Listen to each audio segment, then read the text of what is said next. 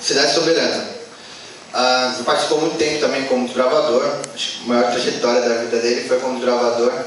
Hoje vai partilhar um pouco dessa história com a gente. E além de gravador, também é professor, né? Já por muito tempo, né? Acho que hoje, não sei se um dia vai querer voltar a dar aula de matemática. Mas acho que pode ajudar, pelo menos na... com garoto. Dá um reforço, né, para os filhos. Bom, é isso. Vem para cá, Marcílio. Obrigado pela sua presença, participação. E momentos aqui vocês seguem só com você.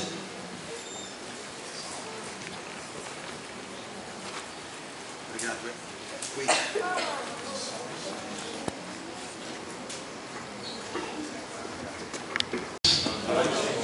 Às vezes a apresentação complica, né? A apresentação de quem vai falar complica as palavras de quem vai expor a palavra, né? Porque dependendo do que se diz, a expectativa aumenta um bocado e a gente pode não alcançar, né, a expectativa, não atingir a expectativa. Mas eu estou especialmente feliz de poder estar com vocês aqui esta noite. Hoje é um dia de folga para a semana de oração que nós estamos fazendo no nosso distrito. Pela primeira vez lá na região, nós estamos fazendo uma semana de oração jovem distrital. Então nós nos reunimos sexta, sábado e ontem à noite numa igreja.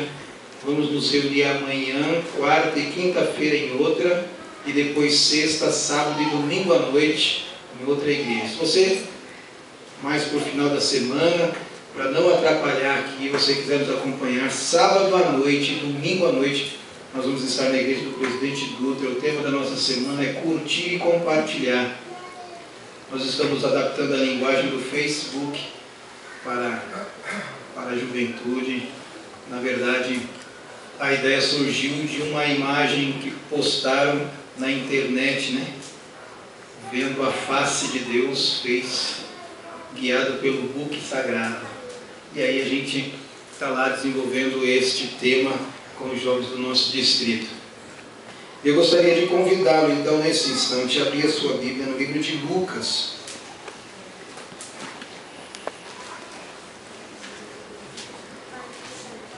Lucas capítulo 23.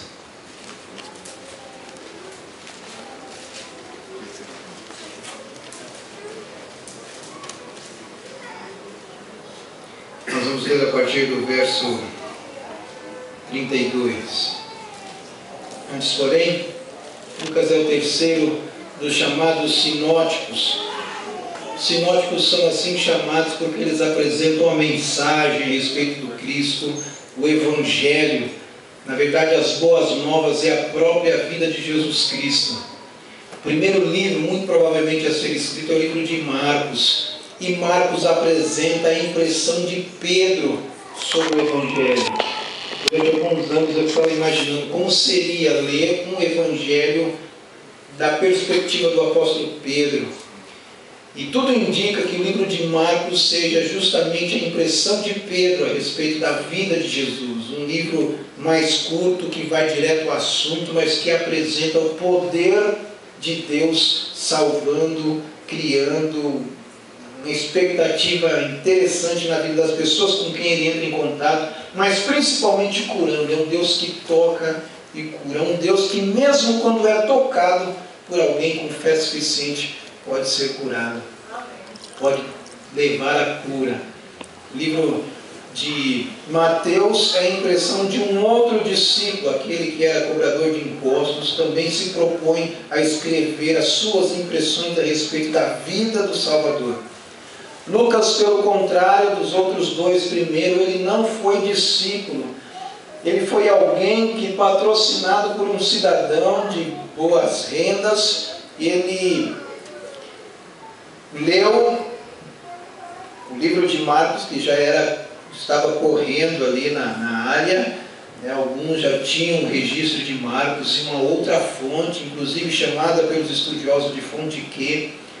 E ele então, a partir destas fontes, ele se propõe a fazer uma pesquisa. É alguém que vai fazer um levantamento biográfico a respeito de Jesus. E aí então ele começa a sua pesquisa e vai fazer algumas entrevistas, uma espécie de jornalista, embora ele fosse médico. E mais tarde, Lucas, não satisfeito com as impressões que havia recebido, né, das pessoas, ou das informações que havia recebido das pessoas, por conta de como Cristo havia impressionado cada uma delas, ele então coloca agora, se põe a escrever os primeiros anos da história da igreja cristã. Ele não para no momento em que Jesus vai ao céu, ele continua, e agora ele abre um espaço para mostrar que aquele Cristo crucificado promoveu uma revolução, a ponto de chamar homens, embora simples, mas que dedicaram a sua vida, alguns pagaram com a própria vida pela pregação do Evangelho, entre eles Pedro e alguns outros. Então Lucas é uma espécie de historiador, é um pesquisador, que ele, não satisfeito apenas com as impressões da vida de Jesus na vida das pessoas, também propõe-se a escrever os primeiros dias da igreja, e aí ele acompanha o apóstolo Paulo em algumas viagens e vai escrevendo tudo o que está acontecendo ali no começo da igreja no livro de Atos. Lucas apresenta assim, no capítulo 21, um momento da história de Jesus, esse que nós vamos estudar esta noite, capítulo 23, verso 32. Eu tenho aqui uma versão chamada Linguagem Contemporânea. Talvez ela fique um pouquinho diferente da sua, mas a ideia é a mesma. 2 outros homens, ambos criminosos, foram levados com ele para a execução. Quando chegaram ao lugar chamado Colina da Caveira, eles o crucificaram, e também aos 2 criminosos, um à direita e outro à esquerda. Então Jesus orou: Pai, perdoa essa gente, eles não sabem o que estão fazendo. Eles dividiram suas roupas com apostas. O povo ficou ali encarando Jesus, e os líderes zombavam: salvou os outros, vamos ver se agora salva a si mesmo. O Messias de Deus, o escolhido. Não pode ser. Os soldados também começaram a zombar e deram vinagre para ele beber, dizendo: quer dizer que você é o rei dos judeus? Então salve-se. Assim, acima da cabeça dele puseram uma placa que dizia: este é o rei dos judeus. Um dos criminosos crucificados ao seu lado blasfemava: que bela espécie de Messias é você! Salve-se a si mesmo e a nós também. Mas o outro censurou: você não tem temor a Deus? Está recebendo o mesmo castigo que ele. Nós o merecemos, mas ele não. Ele não fez nada para merecer isto. Então, voltando-se para Jesus, ele disse: Jesus, lembre-se de mim quando o Senhor entrar no seu reino. E Jesus lhe respondeu: de uma coisa você pode ter certeza hoje: estarás comigo no paraíso. Era meio-dia, toda a terra ficou em trevas, e a escuridão durou 3 horas. Uma escuridão total. A cortina do templo partiu-se ao meio, de alto a baixo. Jesus gritou: Pai, entrego minha vida em tuas mãos, e deu o último suspiro. Algumas informações interessantes aqui para a gente fazer algumas reflexões. Primeiro, como pode alguém que estando crucificado ainda pede que Deus perdoe aqueles que estão crucificando? Segundo, o primeiro milagre de Jesus, ele oferece o que a uva tem de melhor. Transformou a água em vinho, a ponto do mestre Sala, o responsável pela festa, dizer: deixar o melhor vinho para depois, para o final. Que coisa interessante. E agora, quando tem sede, lhe oferecem o pior da uva, o vinagre. Outro detalhe: em cima da sua cabeça estava escrito: Rei dos Judeus. Este é o Rei dos Judeus.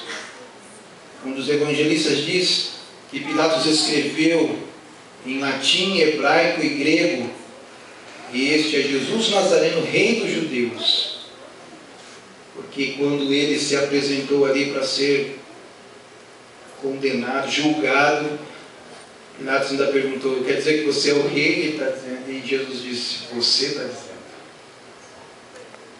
Jesus nunca quis para si nada nenhuma honra deste mundo. Era o Criador de todas as coisas e propôs-se a receber o pior que se pode oferecer à humanidade.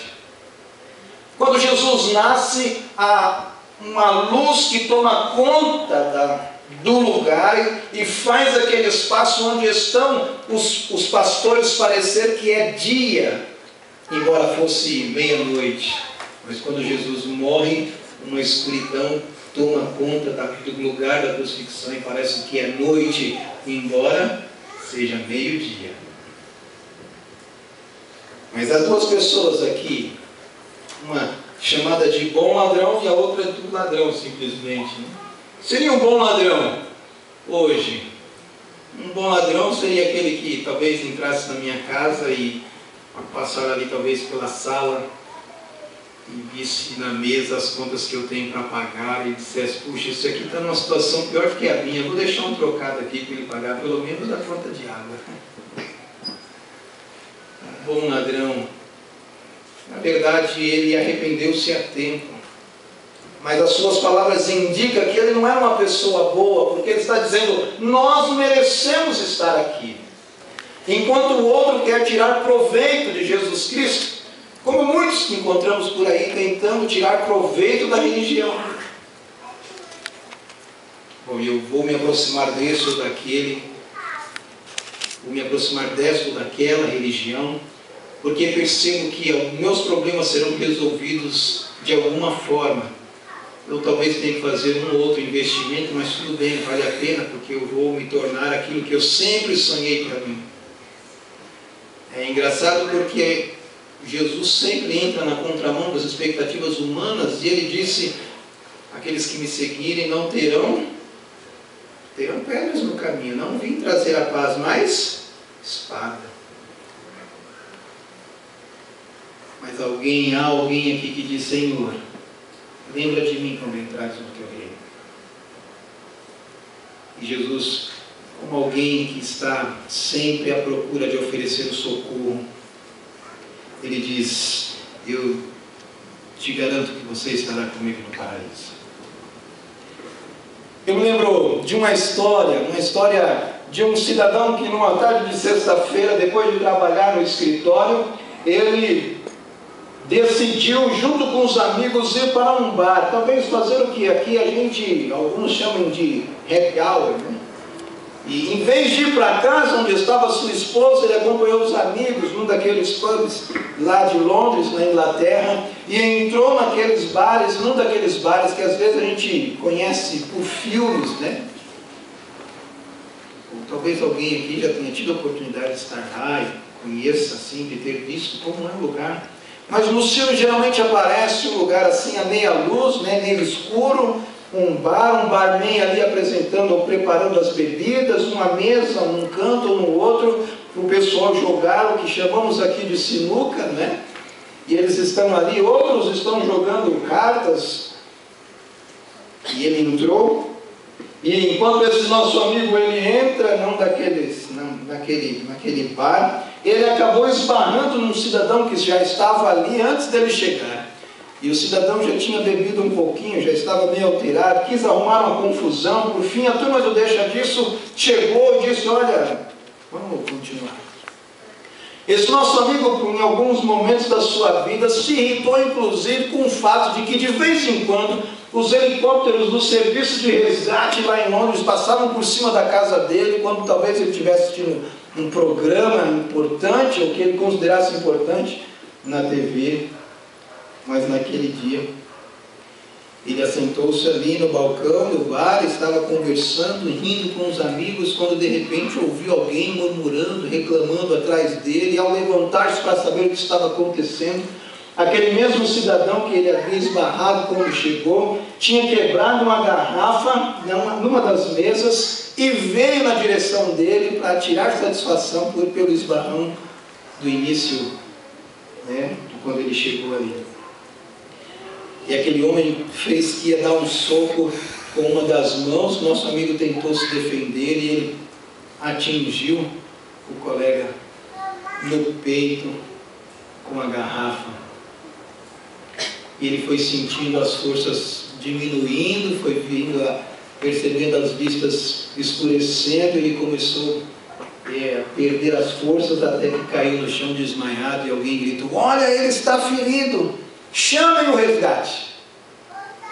Longe dali, no hospital, um grupo de socorristas está se preparando para ir embora. Final da tarde, vai virar o plantão, eles não têm mais que permanecer ali. E todos estão na expectativa de que dê o horário para irem para casa. De repente a sirene toca.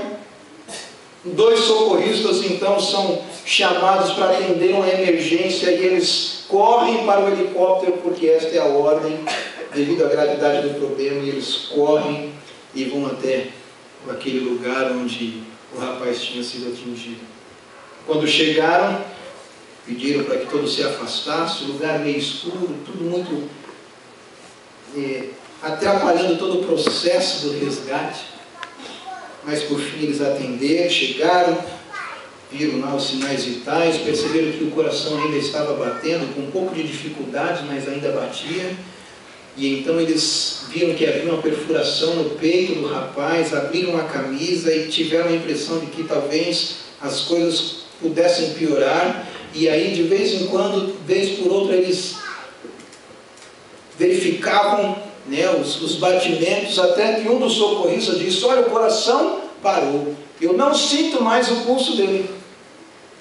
E agora o que fazer, já que o homem tem uma perfuração no peito e talvez o coração tenha sido atingido? Eles não podiam fazer uma massagem cardíaca sem saber o que estava acontecendo. Um olha para o outro e diz assim: talvez tenhamos que fazer uma toracotomia. Eles tinham que abrir o tórax. Quando esse processo, quando esta decisão é tomada no ambiente de hospital, ainda assim há uma dificuldade muito grande de que a pessoa sobreviva. Fazer isso na rua, ainda mais no chão de um bar, seria muito arriscado. Mas também, se não fizesse, aquele homem ia perder a vida, porque já não havia mais tempo de levá-lo até o hospital. E aí, em questão de segundos, eles olham para o outro e dizem: quem que vai fazer? O rapaz diz: eu não posso, porque eu só assisti às aulas, só vi algumas demonstrações. Você já assistiu pelo menos uma cirurgia como essa no hospital, então faz você. Enquanto ela tomava coragem, ele correu na ambulância, trouxe o restante do equipamento, anestesiaram o rapaz e aí abriram o tórax dele. E quando tiveram acesso ao coração, o coração estava realmente parado. E aí a enfermeira botou a mão no peito do rapaz e pegou o coração e deu uma batidinha assim, um apertãozinho no coração para ele pegar no tranco. Mas eles perceberam que, antes disso, porém, eles viram que havia muito sangue no chamado pericárdio, que é uma membrana que envolve o coração, e por isso o coração não tinha espaço para bater. Então abriram um espacinho no pericárdio, limparam o sangue que estava ali atrapalhando o coração de bater, e ele não, mesmo assim não bateu sozinho. E foi então que eles puseram a mão e massagearam ela, massageou com a mão o coração do rapaz. E assim que ela massageou o coração do rapaz com a mão, o lugar onde o coração havia sido perfurado, cada vez que o coração batia naquele furinho, o sangue jorrava. E aí com a outra mão ela pegou e tampou o furo do coração para ele não continuar sangrando. E daquele jeito eles foram para o hospital. Um rapaz com o peito aberto, a enfermeira com o coração dele na mão e o dedo no furo para não sangrar. No alto daquele monte tem alguém ligando para 193 e pedindo socorro.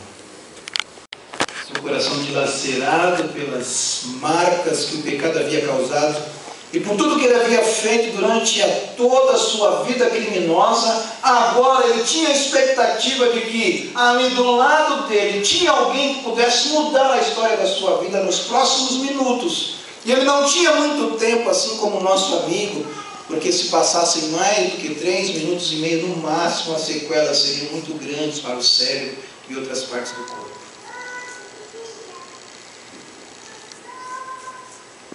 Mas ali do lado dele estava o maior socorrista do universo. alguém que não desiste da gente nunca, alguém que sempre está de prontidão e alerta para qualquer chamado de emergência vir nos socorrer. Jesus estava ali. Eu não sei qual foi a motivação que trouxe você para cá hoje. Talvez você tenha chegado aqui nesta noite de segunda-feira com o coração apertado por uma expectativa, ou pela expectativa de algo que precisa acontecer para que você seja mais feliz. Este é o momento de ligarmos pedindo socorro. E o maior de todos os socorristas virá para nos atender. Talvez você tenha chegado aqui nesta igreja hoje com o coração sangrando, inclusive, por golpes que você recebeu durante toda a sua vida. E talvez nestes últimos dias você recebeu um que pareceu fatal.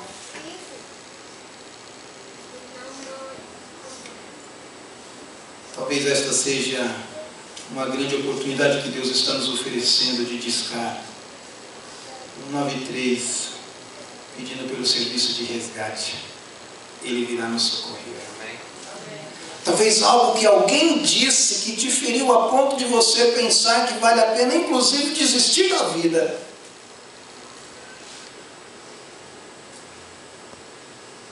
Chame socorro. Ontem à noite eu dizia para a meninada lá da nossa igreja: talvez você tenha vindo hoje pensando inclusive que já não vale mais a pena sonhar. Os sonhos parecem ter morrido. A esperança parece ter ido embora. O nosso coração já não bate mais com tanta alegria como antes. Saiba que há no céu um Deus que, se for preciso, vai não apenas massagear o nosso coração para Ele voltar a bater, trazer de volta a nossa vontade de viver, nossa alegria de pregar o Evangelho, o nosso prazer de estar na igreja, inclusive, que vai alimentar nossos sonhos de ver os nossos filhos crescidos, bem educados, bem formados, homens e mulheres de sucesso, inclusive. Não é pecado esperar isso para nós mesmos, sonhar com isso para os nossos filhos. Mas em algum momento parece que o inimigo bate tanto na gente que a gente começa a desistir de muita coisa. Como se o coração parasse, como se não desse mais vontade de a gente continuar vivendo. Há no céu um Deus que pode fazer os sonhos ressuscitarem. Se o golpe que recebemos foi tão profundo a ponto de fazer sangrar o nosso coração, há um Deus que, se for preciso, até o momento em que Jesus voltar, vai permanecer com o dedo ali onde o coração está furado, para que ele não sangre mais. Não tenho a menor ideia de como foi que você chegou aqui hoje, mas tenho uma expectativa de como você pode sair daqui. Esses dias encontrei uma garota lá do nosso distrito, ligou, triste da vida. Parecia que o namorado estava tentando botar um fim no namoro. Eles começaram há tanto tempo, já tem quase 3 meses, mas o suficiente para fazê-la chorar. Ontem à noite ela disse assim: talvez Deus esteja dando uma sobrevida ao meu sonho. No final do culto eles estavam juntos sorrindo. Há no céu um Deus que atende a menor das expectativas, muito mais as maiores.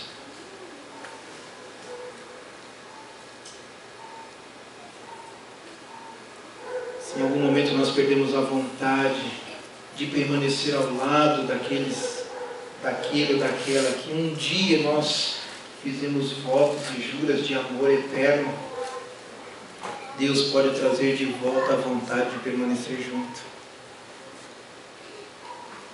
Se por alguma razão nosso coração se aperta como filho, porque morreu a vontade de estar do lado do pai ou da mãe, há no céu um Deus que pode trazer de volta a vontade de permanecer na casa dos pais até quando for possível, ou mesmo depois de casado, voltar sempre que pudermos, para que a família esteja junta, reunida e feliz da vida.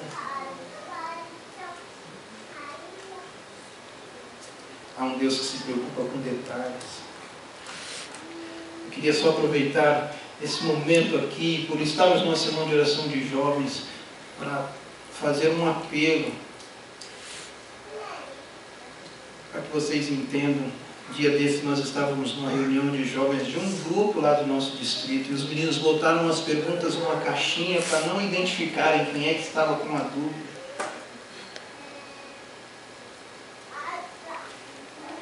E enquanto os meninos queriam saber o que pode e o que não pode a respeito de assuntos que estão relacionados com a sexualidade, com a depressão, com altos níveis de frustração, se pode ou se não pode dançar, os tipos de sexo que pode fazer, se antes ou depois do casamento, alguém se levantou e disse: a gente também precisa se preocupar com o nível de açúcar dos alimentos.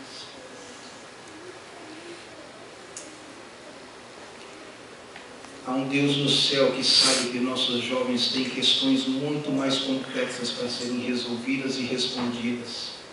Há um Deus no céu que tem uma expectativa muito grande que esta nossa juventude amadureça espiritualmente e chegue ao ponto, inclusive, de entender que quanto menos açúcar nos alimentos, melhor a nossa condição de nós nos relacionarmos com Deus, mas isso faz parte de um processo de maturidade.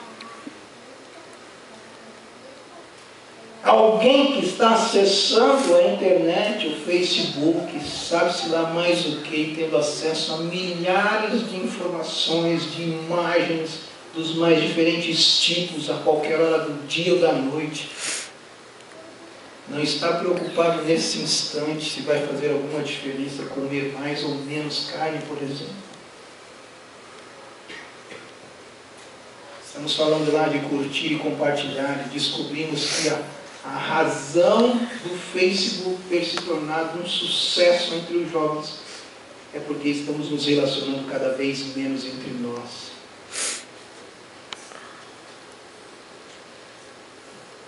Há uma diferença entre as gerações.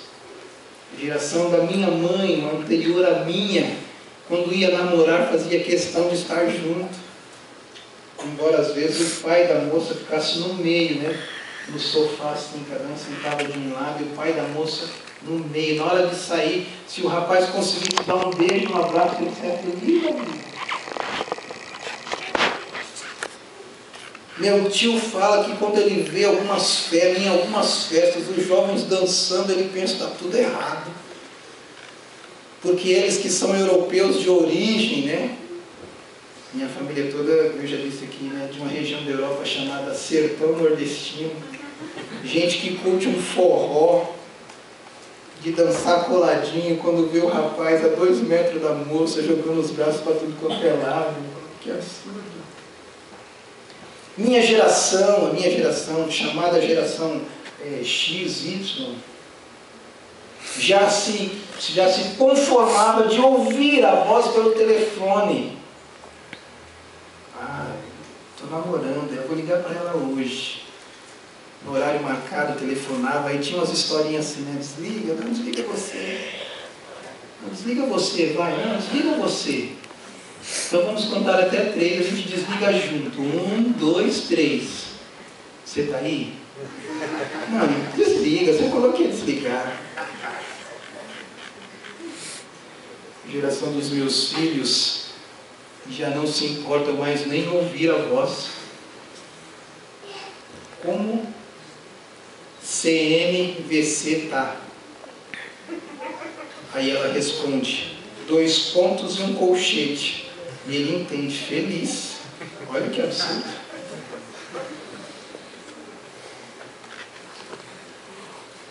Então tá bom, ela tá feliz, tá tudo certo.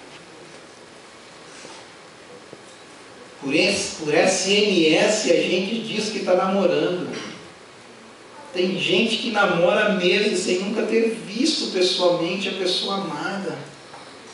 Olha que legal, eles dizem. Mas isso indica que as relações humanas estão fracassando. E há um Deus no céu que pode socorrer inclusive os nossos filhos, porque eles estão querendo ter a gente mais tempo por perto. Eles querem a igreja mais tempo por perto. Eles querem os líderes da igreja mais tempo por perto. Eles dão mais valor a um abraço do que a uma bicicleta. Mas a gente... E quando eu me lembro lá de Êxodo, quando Deus diz assim, me farão um santuário para eu habitar no meio deles, Deus estava dizendo, esse negócio de Facebook é balela, eu quero estar juntinho de vocês. A hora que vocês precisarem de mim, eu vou estar ali no meio de vocês. Aparece lá e nós vamos bater um papo, inclusive. Deixamos de conversar em casa e por isso diminuímos os nossos momentos de oração. Porque se eu não tenho tempo para me relacionar contigo, que eu estou vendo, muito menos com Deus, que eu não sei nem onde está.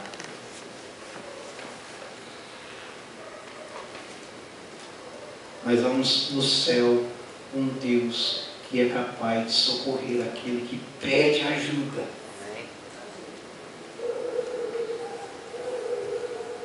Está pedindo ajuda. Juventude lá de onde venho, alguns meninos que cresceram no clube de desbravadores hoje estão ali naquele complexo do Adeno Marrei. Olha que tristeza. Se tornaram traficantes. Porque foram buscar nas drogas a saída para uma crise existencial, para esquecer de tudo que estava dando errado, e esqueceram de pedir a ajuda desse Deus que socorre.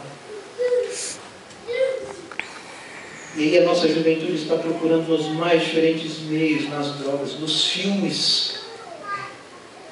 Já perceberam que quando a gente está assistindo um filme, a gente esquece dos problemas? Tem gente que se deu conta disso de tal forma que não faz outra coisa na vida, a não ser assistir filmes e novelas, para participar do enredo do filme, da novela, e ele chora, ele ri, ele se encanta, ele vibra, ele torce pelo personagem. Porque enquanto ele está ali, vidrado naquelas imagens, ele esquece da própria vida, porque não tem quem o socorra no momento das suas crises emocionais. No momento de crise, um homem condenado à morte diz assim, Jesus, lembra de mim. Lembra de mim. Quando entrares no teu reino, tenho consciência de que não há muito para se fazer agora, mas eu queria estar contigo no reino. E Jesus, em outras palavras, disse, e eu vivi esse tempo todo aqui entre vocês justamente porque queria que vocês entendessem que a qualquer momento vocês podem contar comigo. Se o coração estiver perto de parar, por tantas desgraças que está acontecendo no mundo, por tanto sofrimento que o pecado tem causado na nossa vida, por tanta tristeza que tem apertado o nosso coração, por tanta coisa que estão dizendo, estão fazendo conosco, por tanta injustiça que estamos sofrendo, talvez o nosso coração não esteja só tentando parar, porque ele já não aguenta mais bater, talvez esteja inclusive alguma coisa atrapalhando os movimentos do coração, porque talvez o peito tenha sido perfurado pelas palavras, pelas ações, pela injustiça. Há um Deus no céu que, se chamado, vai vir ao nosso socorro. Se não houver outra saída, Ele é capaz de abrir o nosso peito, pegar o nosso coração em suas mãos, porque o seu maior convite é: filho meu, dá-me o teu coração. Se ele estiver sangrando, ele não vai se importar, inclusive, de com a outra mão tampar o furo para que ele pare de sangrar. E a gente volte a ter prazer de estar junto, em casa, na igreja, qualquer lugar onde o povo de Deus se reunir, junto de quem tem as mesmas expectativas, junto de quem quer ir para o mesmo lugar, junto de quem tem os mesmos sonhos, de quem tem a mesma esperança. Aliás, Ele quer ressuscitar, inclusive, essa nossa vontade de ir para o céu. Ele quer salvar a mim e a você. Ele quer salvar a nossa igreja, a nossa juventude, os nossos filhos, a nossa família. Só precisa ser chamado. Ele vai atender o nosso apelo desesperado, talvez, em algum momento.